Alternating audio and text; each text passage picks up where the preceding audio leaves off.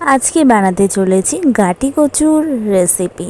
তো এরকম গাটি কচুর রেসিপি নিরামিষ আমিষ দুরকমই হয়, তো আজকে বানাতে চলেছি নিরামিষ। তো hello everyone, welcome my channel Priya Biswas. আমি তো ভালো আছি, আশা করি আপনারা প্রত্যেকেই ভালো আছেন, সুস্থ আছেন। চলুন এরকম গাটি কচুর রেসিপি নিরামিষভাবে কিভাবে বানাচ্ছি আর কেমন করে বানাচ্ছি, চলুন কী কী লাগছে দেখা যাক। তো গাটি কচুর রেসিপি যেহেতু হবে, তো গাটি কচু অবশ্যই লাগবে। তো এখানে অল্প পরিমাণে গাটি কচু নেওয়া হয়েছে, তো সেটাকে ভালো করে ধুয়ে সেদ্ধ করে নিয়ে তার খোসাটা ছাড়িয়ে নেওয়া হচ্ছে। ছাড়িয়ে নেওয়া হয়ে গেলে এখানে কাঁচা লঙ্কা চিড়ে দেওয়া হবে, কারণ এখানে আমরা কোনো বাটা মশলা ব্যবহার করব না। তো তেল গরম করে নিতে হবে। ফার্স্টে তেল গরম করে নিয়ে ওতে শুকনো লঙ্কা ফোড়ন দিয়ে আর যে চিড়ে রাখা লঙ্কা সেগুলো তেলের উপরে দিয়ে সামান্য একটু নাড়াচাড়া করে নিতে হবে। নাড়াচাড়া হয়ে গেলে যে ছাড়িয়ে রাখা গাটি কচুগুলো আছে সেগুলো তেলের ওপরে দিয়ে দিতে হবে। এরপরে দিয়ে নিতে হবে হলুদ আর স্বাদ অনুযায়ী লবণটা যাতে বেশি পরিমাণে না হয়ে যায় সেদিকেও খেয়াল রাখতে হবে। এগুলো পরিমাণ অনুযায়ী দিয়ে নিয়ে তারপরে নাড়াচাড়া করতে হবে ভালো করে। কিছু টাইম নাড়াচাড়া করতে হবে।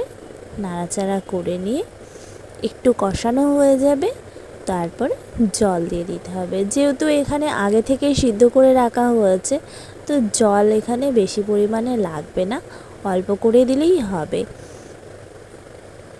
তো আপনারা এরকম কারা গাটি কচু খেতে ভালোবাসেন কমেন্টে অবশ্যই জানাবেন।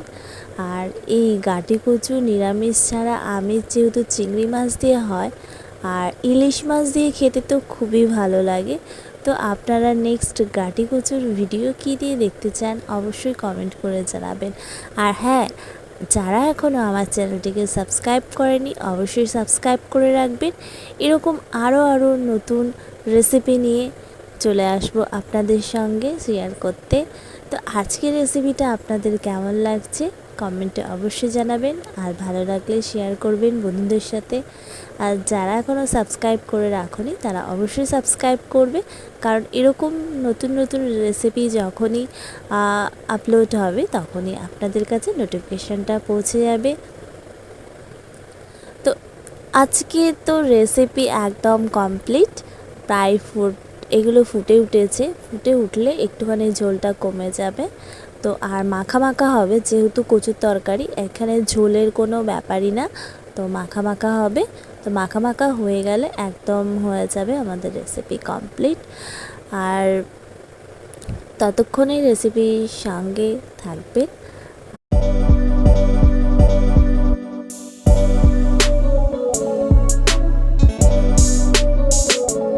ততক্ষণের জন্য অবশ্যই সুস্থ থাকা জরুরি আপনাদের।